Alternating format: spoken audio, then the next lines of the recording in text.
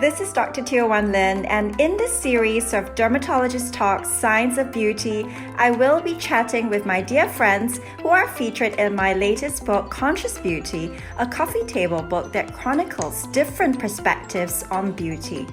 Conscious Beauty is available on Amazon Kindle, and 100% of proceeds go to our nominated charities, Action for AIDS Singapore and the United Nations World Food Programme.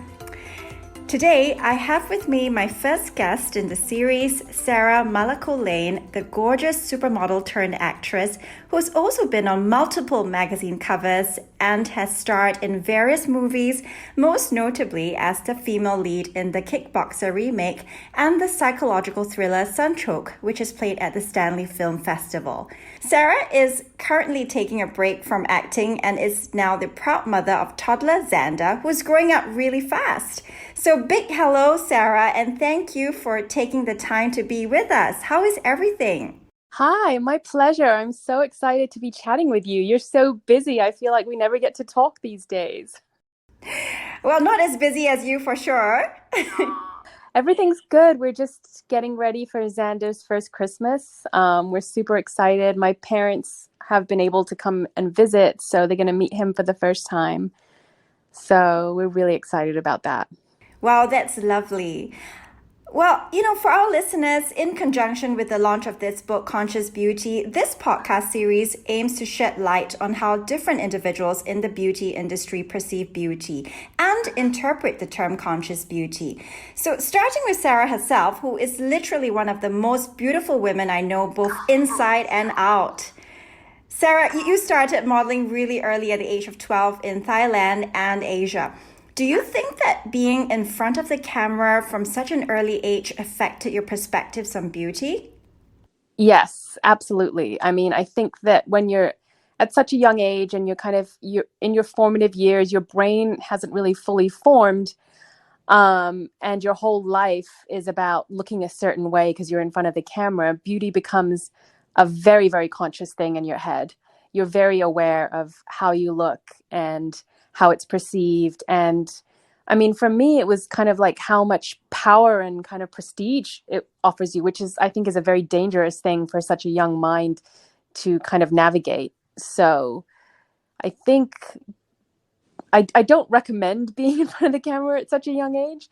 But for me, like, it took a while to kind of understand it. And I had to do a lot of work on myself to kind of realize that beauty, at the end of the day, it was important for a while, but it's actually not that important. And I'm talking about external beauty.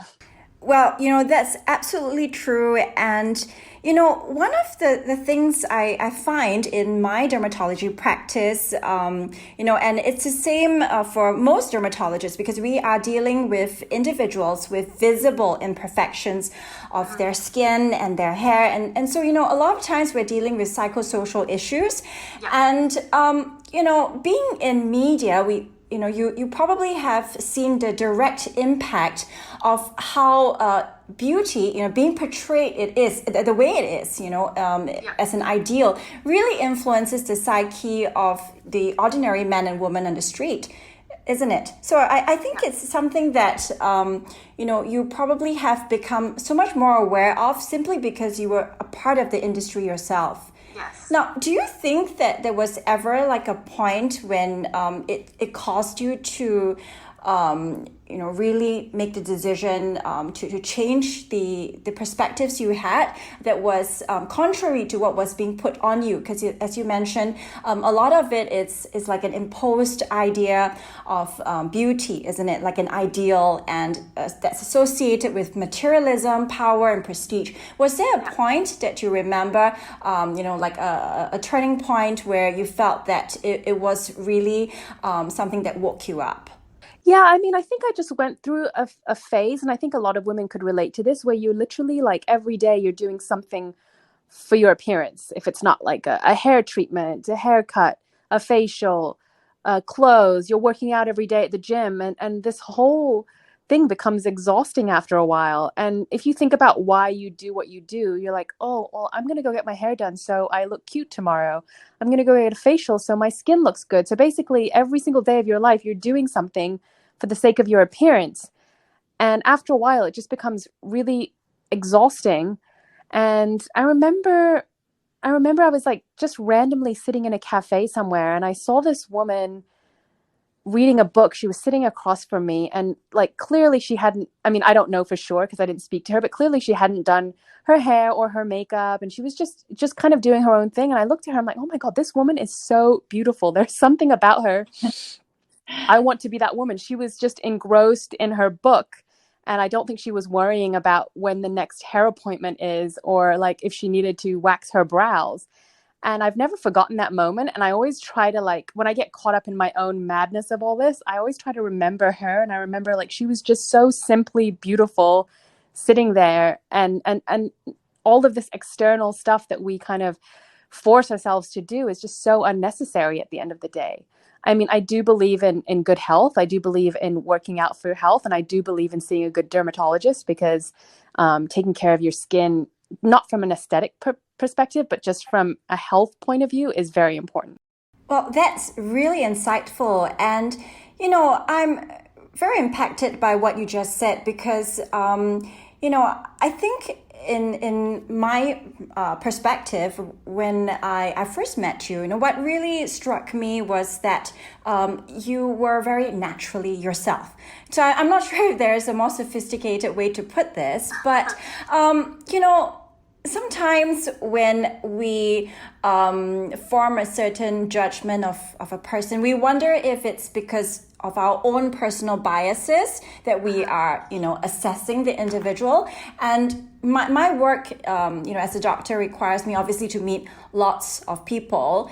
And, I have to say that I do make up my mind about individuals quite quickly, but not in a way that's sort of judgmental, but it's just like a natural human reaction. And one of the things that I noticed about you, and clearly you're a big star, you have like so much under your belt, and you're so humble, Sarah. So it's really amazing that you're saying this. All I can say is that you're certainly practicing what you're preaching. So we know that you went on to become an actress in LA. Did it feel like a dramatic switch from modeling, and how did it affect you?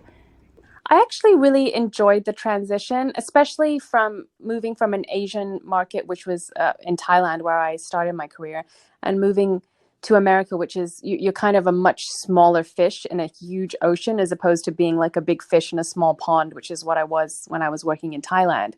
So I really actually enjoyed being the small fish in this huge ecosystem. I felt like I could learn from so many other people, and I felt anonymous, which I kind of enjoyed that feeling. I felt a lot of freedom to be able to be myself. And I feel like acting, yes, you have to be aesthetically pleasing in a certain way, or your face has to have some sort of character to be appealing to be on TV or in the movies. But you don't necessarily have to be conventionally beautiful. And there's not this like obsession with youth and being ultra skinny like it is in the fashion industry, where it's all about showing off clothes and projecting an image. Acting is about telling a story and creating a character around that story. So it's really a completely different art form and more liberating, I guess. One of the problems I see in today's society, and at least from my experience working with a lot of young people, is that we often feel like we are forced to follow a certain mold. And if we do not attain a certain ideal, which may be in the form of status or an aesthetic, then it gets people feeling frustrated and depressed. But at the end of the day, as you said, for example, acting is an art form, and primarily because it allows you to express a character, and that's much more than your appearance. It's got to do with your thoughts, your emotions, and really just having the ability to impact another person and influence them through this art form. Now, something you said, Sarah, in your book, it really resonated with me.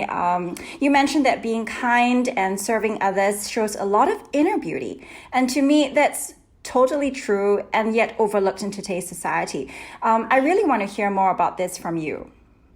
I think so. I really try to wake up every morning and try to complete two things in my day, like one random act of kindness and one way I can serve another person or serve others in general. And I feel like at the end of the day, if I've completed those two things, which I don't end up doing every day, but at least I strive for that, I think it takes you out of yourself. I think a lot of the world today creates very self-conscious people. We're constantly filtering ourselves on social media. We're constantly telling our own fabricated story so that we can post it on Instagram stories so that other people can kind of be envious of our lives. And, you know, I'm guilty of it too. But if I just stop and think of these two things, like a random act of kindness and how to be of service to another person or a group of people, at least I feel like I'm not so caught up in the madness of today, of what goes on in the world today. So it can really be anything. I mean, a random act of kindness can just be opening the door for someone who's clearly struggling, you know, and serving someone else can just simply be, you know, I don't know, bringing a glass of water to your husband. Some days it's just that, you know, and then some days they're like massive acts. You know, I just try to get that done every single day. And like I say, you know, quite a few days I fail, but the next day I wake up and you have another chance again. Wow, you know, that's such a refreshing perspective. It's simple and it's so honest and it's totally doable. You know, when I started this podcast, I wanted to shed light on the science of beauty. You know, starting with skin health, you know, obviously, as you know, from the perspective of a dermatologist. But, you know, what you said about you know, being kind, serving others, reflecting beauty, it's exactly what psychology research shows. You know, for example, it has been well established that individuals are able to distinguish between genuine smiles, so what we call Duchenne type smiles, and posed fake smiles. And, you know, these genuine smiles elicit positive reactions in the viewers, and you don't get a genuine smile without smiling from the inside. Exactly. You know, yeah. So, you know, the ability to elicit a positive emotional reaction is actually one of the concepts, one of the proposed concepts of beauty, as opposed to, you know, if you may call ugliness a concept as well. So whatever you find ugly, I think we can generally say it provokes a certain level of disgust. As a dermatologist and privately as an individual, I do want to state that I feel no amount of Botox can erase cruelty in a person's face. Yeah, I mean, I've never heard anyone say this, and I don't really dare to say that to my colleagues.